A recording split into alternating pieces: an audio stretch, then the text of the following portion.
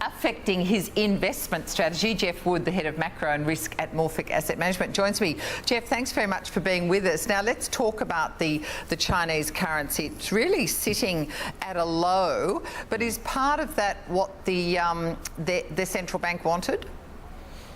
To some extent, not at this stage. I mean, the central bank have a pivotal role in fixing the currency on a daily basis, and for the last 2 weeks or so, they've actually been trying to fix it quite strong against the dollar. But market participants have come in and sold it, which has sent it towards the other end of its band. So it keeps weakening day after day. So at this stage, you can't say it's an actual PBOC decision to see this weakening. They've been standing in the way of that.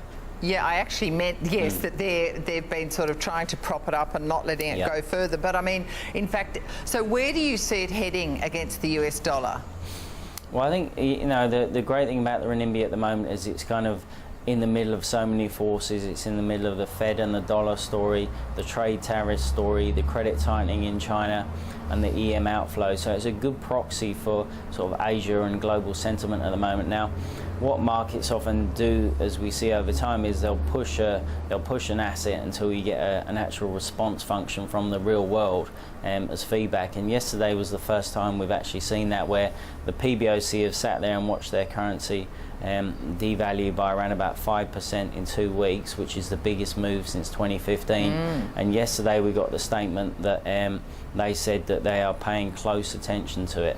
Now, as soon as the central bank says that, that's kind of stage one into the intervention process, and traders typically sit up and take note that the next step that comes after that is they'll actively use their balance sheet to intervene. So yesterday was a sort of big outside day reversal in renminbi, and so we've seen some stability there, and I think that will give Asian markets in the short term some comfort that the PBOC are on watch and probably won't let it move as swiftly going forward. All right. Now, can I just ask a very basic question? Because wouldn't it seem that if the renminbi is falling, that helps their exporters, and obviously they want to do that a lot, but is it because there's this sort of febrile atmosphere with the United States saying, you know, your currency is hurting us and your exports are hurting us, that they want to have it higher?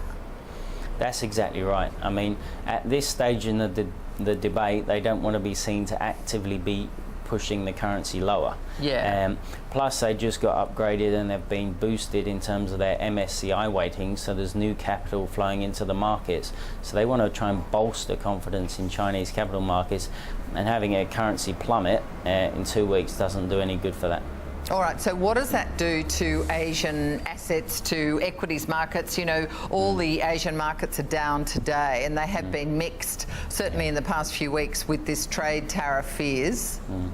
So I think in the very short term, I mean, it's 4th of July, so US is on holiday today, but it takes some pressure off partly Asia. Today, partly all tomorrow, isn't it? Exactly, yeah. But I mean, ultimately, the big elephant in the room is still there, the one that you started off this interview with, that the tariffs go into place on Friday.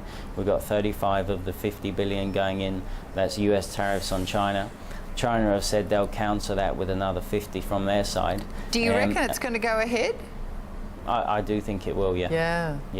And then so you're potentially looking at a situation this time next week where Trump, who's already disclosed his hand, he says if you raise by 50, I'll do another 200. Until we really get into this sort of apex of this, the markets are just on watch. So there's only so much the renminbi can appreciate at this point.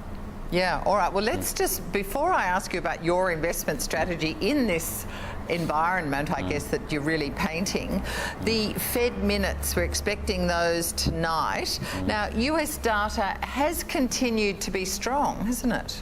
Absolutely. The underlying picture in the US is one of continued strength. So manufacturing data on Monday was solid and beat to the upside, which is kind of the trend of late in the US. Now, the caution against that is what we've seen over the last couple of years is, you know, the man and lady on the street tend not to react to this political news to some extent until it actually impacts their day-to-day. So looking at what is typically a forward-looking indicator, the manufacturing ISM, doesn't necessarily give you a good mark on where this is going, because there's a much bigger issue at stake, which is what happens on the tariffs.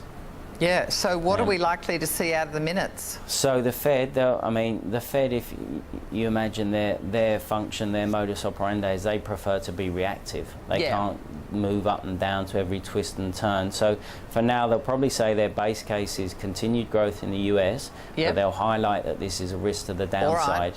Okay, so how does this all affect your investing strategy? I mean, is it changing in terms of your percentage asset allocation because you do invest overseas, partly or perhaps mostly due to US interest rates being on the rise? Well, the rate side of the story we're not too concerned about at the moment because we believe the market's pretty fairly priced. So you don't think that will affect equities? Not at the moment, no. I mean, I think you've got something like 1.5 hikes priced for the rest of this year, another 1.5 hikes priced for next year. So there's already quite a lot in the price given the risks out there. So the big issue just comes back to tariffs. The big issue is what? It just comes back to tariffs because ultimately that will feed into the Fed debate.